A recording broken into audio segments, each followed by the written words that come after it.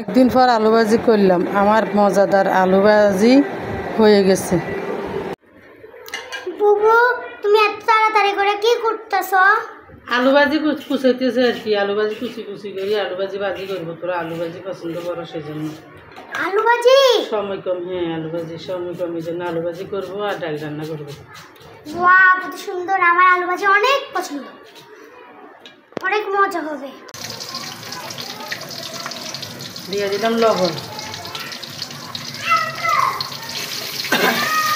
আলু ভাজির সাথে দিয়ে দিলাম আমি 1 চামচ পরিমাণ হলদুর গুঁড়ো।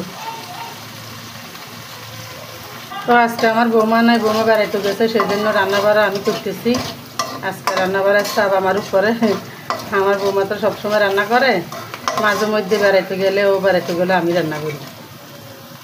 আমি রান্না করতে পারি না। আমার রান্নাটা আপনাদের কেমন লাগে আমাকে একটু জানাবেন, যে আমার আলু ভাজির রেসিপিটা কেমন হয়, কেমন লাগে।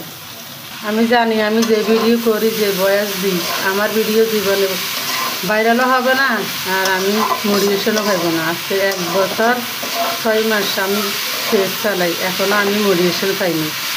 তো জানি না কবে মোটিভেশন পাই। সেই জন্য আমার রান্না করা মজা হয় না, সেই জন্য ভালো হয় না, দেখতে সুন্দর হয় না।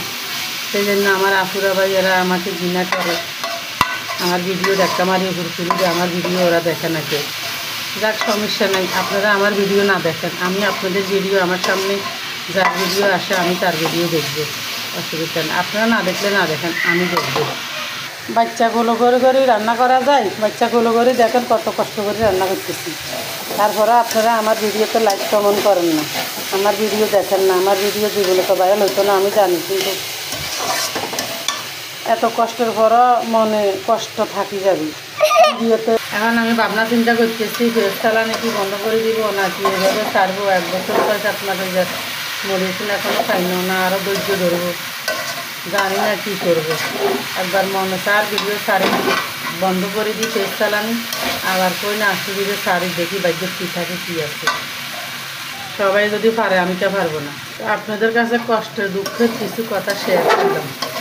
আপনারা যদি ভালো লাগে আমার মোবাইল ভিডিওতে লাইক কমেন্ট শেয়ার করবেন, ভিডিও দেখবেন, আর ভালো না লাগলে ধাক্কা মারি উপরে তুলে দিবেন, কোনো সমস্যা নেই।